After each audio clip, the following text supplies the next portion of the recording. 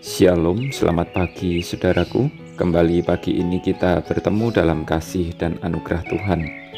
Pagi ini kembali saya menyapa saudara dan mengajak saudara menikmati berkat Tuhan melalui sarapan.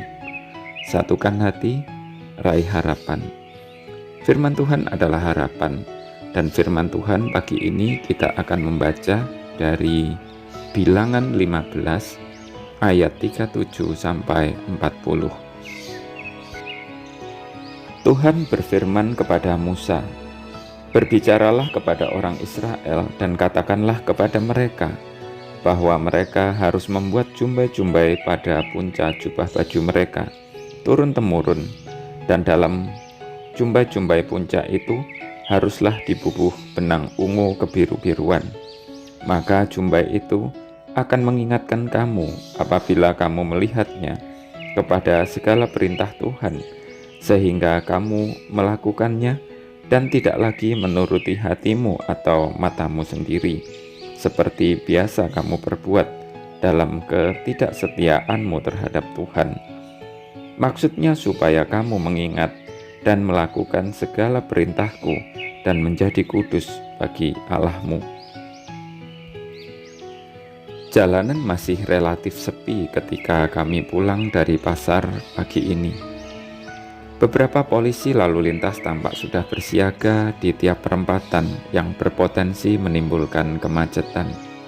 Mereka membantu menyeberangkan pengendara atau pejalan kaki yang melintas di perempatan-perempatan tersebut, sehingga lalu lintas tampak lebih teratur.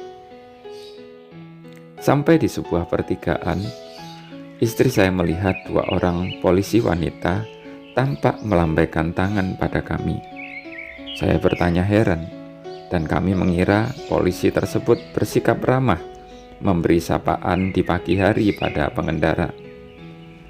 Saya terus mengemudi sambil mengobrol dengan istri saya. Di perempatan terdekat, tiba-tiba seorang polisi menghentikan kami, menyapa dengan ramah, dan seperti biasa formalitas polisi, ia pun menanyakan kelengkapan surat. Setelah memastikan surat-surat kami lengkap, polisi tersebut mengatakan bahwa kami telah melanggar jalan.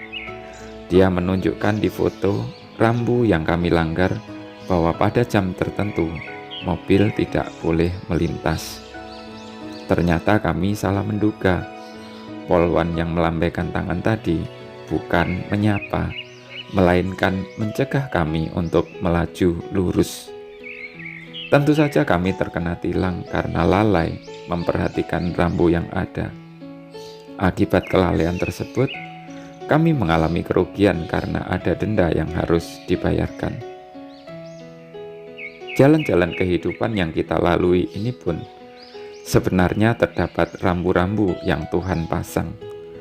Ada yang boleh, ada juga yang tidak boleh. 10 hukum Tuhan dapat juga dikatakan sebagai rambu yang seharusnya tidak boleh dilanggar.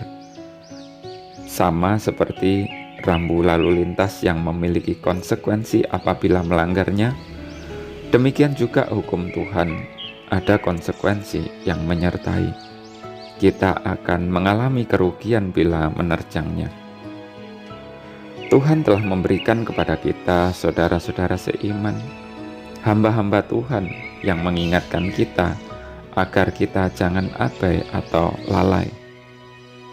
Terkadang kita bisa salah memahami ketika orang-orang tersebut memberikan peringatan bagi kita. Kita merasa dihalangi, kita merasa dibatasi, bahkan kadang kita merasa digurui. Seringkali kita merasa mampu dan tidak mempedulikan peringatan-peringatan tersebut, hingga di suatu titik kita harus terhenti.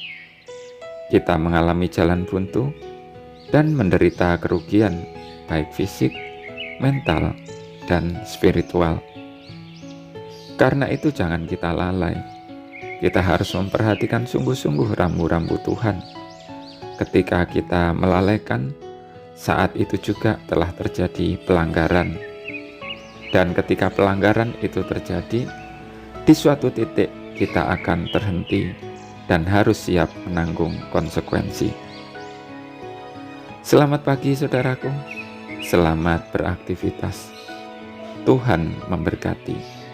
Jangan lupa sarapan.